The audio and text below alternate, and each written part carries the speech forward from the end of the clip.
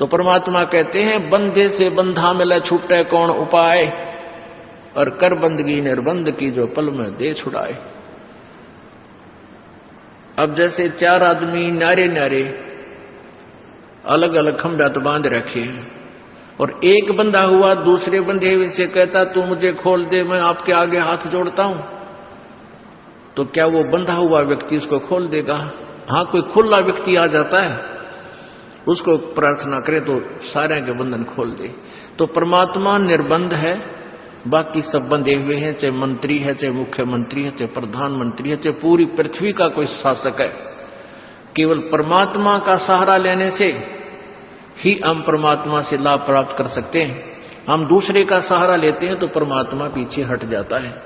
इसलिए हमने अपने ईश्वर को आगे रखना चाहिए प्रत्येक काम में।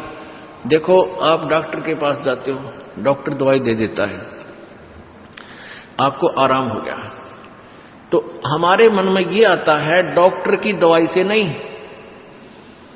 भगत के मन में यह आओगा कि मेरे परमात्मा ने दया करी। नहीं तो वो डॉक्टर दवाई दे, उसका रिएक्शन कर जाती है दूसरे आदमी का। दवाई देता है वह दूने एक्शन शुरू कर देती है, वो लगती है कोई ना। और परमात्मा की शरण माने के बाद आपको वो बुद्धि परमात्मा डॉक्टर भी उसी कंट्रोल में है, ऐसी दवाई दिवाओगा एक गोली तो ठीक हो जा, और ना तो वह बात बढ़ के करा कि बन के खड़ी हो जा, ऑपरेशन तो भी पांडा ना छूटे। तो इस प्रकार कोई भी कार्य हमारा होता है, चाहे किसी से भी होता है, करे करावे साइया मन में लहर उठा, दादू सरदर जीव के अब बगल हो जा। आपके मन में भी नहीं आएगा कि इस व्यक्ति ने मेरा काम कर दिया। जब आप ज्ञान से परिचित हो जाओगे, आपको केवल परमात्मा ही याद आएगा, भगवान मेरे परमात्मा ने ऐसा किया, दाता आप बिना हो ही नहीं सकता था। तो करा करावे साइया मन में लहर उठा, करावे किससे थे, लेकिन हमारा काम भगवान बिना नहीं होगा, और होता भी नहीं।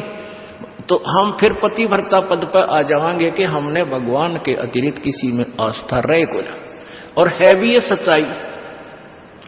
तो तभी हम ऊपर उठेंगे, तभी हम परमात्मा के निकट आएंगे, और परमात्मा के निकट आएंगे तो फिर सारे लाभ होंगे। कहते हैं कल्पे कारण कौन है, कर सेवा निकाम।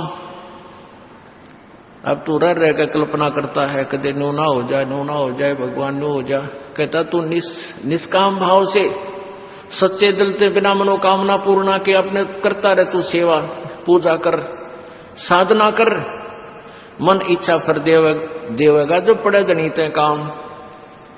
फिर आपको मन चाया फल देगा जब उस मालिक के सत्र का काम आवेगा।